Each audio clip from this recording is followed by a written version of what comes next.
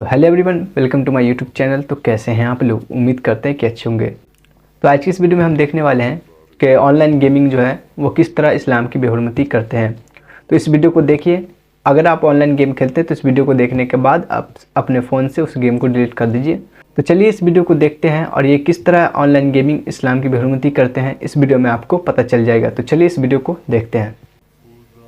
हाल ही में एक ऐसा बहुत ही कंट्रोवर्शियल किस्म का कैरेक्टर इस गेम के अंदर इंट्रोड्यूस करवाया गया जो कि असल में है डेविल यानी शैतान। आज बहुत से लोग ये सोचते हैं कि मुसलमान आजकल हर चीज़ को इसी इस्लामिक बैकग्राउंड से जोड़कर इसकी तौहीन शुमार करते हैं। ये तो बस एक फ़ोन की गेम है, ये सिर्फ एंटरटेनमेंट के लिए है जिसका मज़हब से कोई ताल्लुक नहीं। ऐसे लोगों से मेरा ये सवाल है कि इन गेम्स के अंदर वही मजहबी कैरेक्टर्स दिखाने की और इन प्लेयर्स को शैतान के सामने झुकाने से आपका लेवल अप करवाने की और चीज़ें हासिल करने के बदले अपनी रूह बेचने के ऑप्शन का मतलब या इसका हुस्न ज़न आप मुझे समझा दें कि और भला क्या हो सकता है। सवाल ये है कि इन गेम्स को ऐसी रिलीजियस फिगर्स की ज़रूरत ही क्यों पड़ती है, और जब ये दीन मज़हब को खुद गेम्स के अंदर घुसाकर लोगों को शैतानियत के आगे झुका सकते हैं, तो हम इसे सिर्फ एक एंटरटेनमेंट और वीडियो गेम समझने का हुस्न ज़न या सिर्फ एक इत्तफाक कैसे समझ लें? क्या ये चीज़ें देखने वाले के दिमाग को इनडायरेक्टली इफेक्ट नहीं करती? इंसानों को तो ज़रूर करती हैं, जानवरों का नहीं पता। फोर्टनाइट ने अपनी एक नई अपडेट फोर्टनाइटमेयर्स के अंदर एक नए कैरेक्टर को इंट्रोड्यूस करवाया है जिसका नाम है मेफिस्टो यानी शैतान, जिसे आप इंसानी रूप के अंदर अक्सर इमेजिन करते हैं। ये शैतान एक अलग डायमेंशन के अंदर अपनी सल्तनत का बादशाह है। गेम का कैरेक्टर इस शैतान के सामने जाकर इसके सामने झुककर इससे सौदेबाजी करता है और मेफिस्टो ये सब कुछ यानी वेपन या लेवल अप इनको किसी चीज़ के बदले में देता है। और ये कोई भी चीज़ इस कैरेक्टर की सोल या रूह भी हो सकती है, यानी इसकी पावर। अब इस सब का ये मतलब है कि आप शैतान के साथ डील करके कोई भी दुनियावी दौलत हासिल कर सकते हैं, लेकिन बदले में आपको अपना ईमान इसको बेचना होगा। अपनी सोल, अपनी पावर या अपनी वर्चुअल एचपी इसको देनी होती है। ज़रा सोच कर देखें कि ये चीज़ें गेम खेलने वाले को क्या मैसेज दे रही हैं। इस कैरेक्टर मेफिस्टो को अंडरग्राउंड वर्ल्ड के अंदर ढूंढने के लिए गेम खेलने वाले बच्चों को बहुत ज़्यादा कोशिश करनी पड़ती है।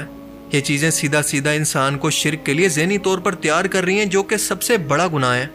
आजकल इस तरह की प्रमोशंस आपको हर जगह songs, movies, games, social media और कार्टून्स तक में नजर आएंगी, और सबकॉन्शियसली आपको वो शिरकिया अल्फाज दिखाए जाते हैं या फिर सुनवाए जाते हैं जो कि मुसलमान को काफिर बना दें। लेकिन सबसे खतरनाक बात यह है कि लोगों को इसकी खबर तक नहीं होती। ये सब कुछ एक बड़ी गेम का हिस्सा है। बेशक ये कैरेक्टर गेम के अंदर फिक्शन हो, लेकिन वो तमाम खसूसियात वही दिखा रहा है जो कि शैतान की तमाम इब्राहिमिक रिलीजन्स के अंदर एक जैसी बयान की गई है। मिसाल के तौर पर इसे इंसानों की तरह मौत नहीं आती, बल्कि वो क़यामत तक के लिए जिंदा है। जब मेफिस्टो के सामने कोई कैरेक्टर पहुंचता है तो वो इसे कहता है कि ए मोर्टल, यानी ऐसे इंसान जो कि फिजिकल जिस्म रखता हो और इसे मौत आनी है, मेरे आगे झुक जाओ। यानी यहाँ भी ये कैरेक्टर खुद को शैतान कहकर हमेशा के लिए जिंदा, जबकि इंसानों को मॉर्टल कहकर जिसने एक दिन मर जाना है, इस क्रिएशन यानी इंसान का मजाक बना रहा है। और हम जानते हैं कि शैतान को इंसानी क्रिएशन से कितना नफरत है। वो अपनी नस्ल जिन्नात को इंसानों से बेहतर समझता है, और यही वो हसद था जिसकी वजह से इसने आदम अलैहिस्सलाम को सजदा नहीं किया और हमेशा के लिए जलील और रुस्वा कर दिया गया। आज इसी तरह से पूरी दुनिया के अंदर इंसानों से जाने अनजाने के अंदर वो शिर्क करवाकर अपनी अना को ठंडा कर रहा है, और लोगों को इसका एहसास तक नहीं है। मेफिस्टो को गेम के अंदर आप अपनी हेल्थ यानी सेहत देकर कोई भी वेपन हासिल कर सकते हैं, यहाँ तक कि अपनी 99% हेल्थ देकर अपने साथियों को रिबूट भी कर सकते हैं। ये सब कुछ क्या मैसेज दे रहा है, सिवाय इसके कि इसके पास तमाम इख्तियारात हैं लोगों को जिंदा करने के, मारने के और आपको दुनिया के अंदर सब कुछ देने के। अभी तक जो लोग शैतान की इस सूरत से नफरत करते हैं, डरते हैं, इनके लिए आहिस्ता आहिस्ता ये कैरेक्टर एक नॉर्मल कैरेक्टर बन जाएगा जिसे लोग सीरियस लेना छोड़ देंगे। लेकिन ये बहुत ही सीरियस इशू है, क्योंकि ये शिर्क का मामला है और शिर्क एक ऐसा गुनाह है जिसकी कोई माफ़ी नहीं। इब्लीस या शैतान इंसान का खुला दुश्मन है, वो आपका भला कभी नहीं कर सकता। और अगर आपको ऐसा लगे तो इसका मतलब समझ जाएं कि आप इसके बदले में अपना ईमान, अपनी रूह इसको बेच रहे हैं।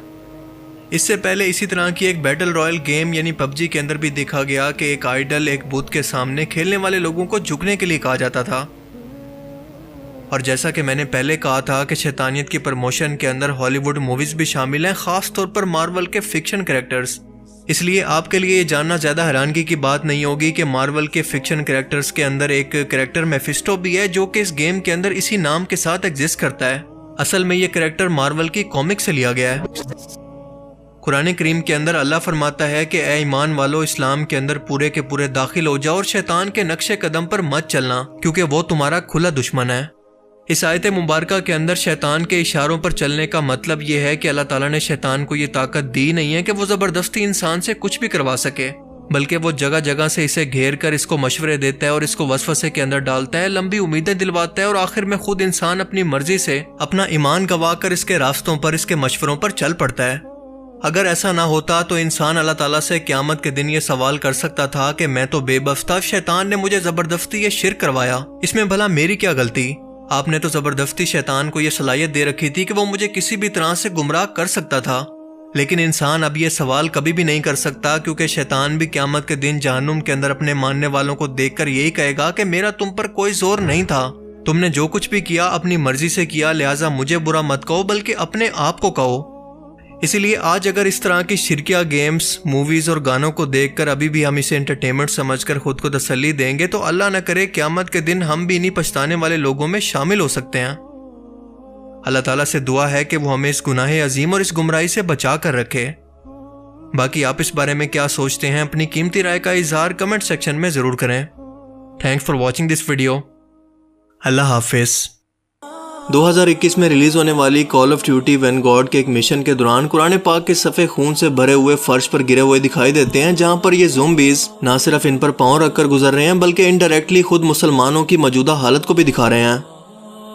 ये गेम वर्ल्ड वॉर 2 की जंग पर बेस करती है और ऐसा पहली बार भी नहीं है कि कॉल ऑफ ड्यूटी फ्रेंचाइज में ये तौहीन पहली बार देखी गई हो, बल्कि call of duty modern warfare 2 के अंदर भी बाथरूम के अंदर लगी हुई एक तस्वीर के फ्रेम पर आप कुरानी आयात को लिखा हुआ देख सकते हैं। Call of duty black ops 2 के अंदर भी एक गटर के अंदर अल्लाह और मोहम्मद का नाम लिखा हुआ आप आसानी से पढ़ सकते हैं। क्या ये सब महज इत्तफाक हो सकता है? जबकि हम सब जानते हैं कि एक वीडियो गेम की तैयारी के दौरान डेवलपर्स एक एक सीन को और डायरेक्शन को, हर एक डिटेल को बैठकर बारीकी से तैयार करते हैं और ऐसा मुमकिन ही नहीं है कि बिना किसी इन्वेस्टिगेशन के या बिना स्क्रिप्ट या प्लानिंग के बगैर इस गेम को मुकम्मल करके इसे पूरी दुनिया के अंदर रिलीज किया जा सके। अगर एक लम्हे के लिए हम इस बात को मान भी लें कि इस गेम के डेवलपर को इस बात की संगीनी का और इसकी तौहीन का अंदाजा नहीं था, तो इस बदबख्त को इस बात का अंदाजा कैसे हुआ कि हर बार इन्हें कुरान पाक जैसी मुकद्दस तरीन किताब को गलीज और तौहीन अमेज जगह पर रख कर कौन सी मुकद्दस कुरानी आयात के साथ इसकी तौहीन करनी है। मगर अफसोस कि आप पैसा खर्च करके इन चीज़ों को ना सिर्फ खरीद कर इन्हें बाकायदा मोटिवेट करते हैं बल्कि बाकायदा अपनी नासमझी में इनका दिफा भी कर बैठते हैं।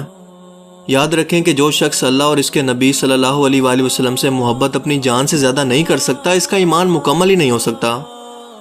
हैरत की बात नहीं है कि इस अमेरिकन कंपनी एक्टिविजन के सीईओ बॉबी कोटिक पर अपनी ही कंपनी के एम्प्लॉय की तरफ से ये इल्ज़ाम लगाया गया है कि वो सेक्सुअल हरासमेंट के अंदर मुलविस है, जिसका केस वो हार भी चुका है।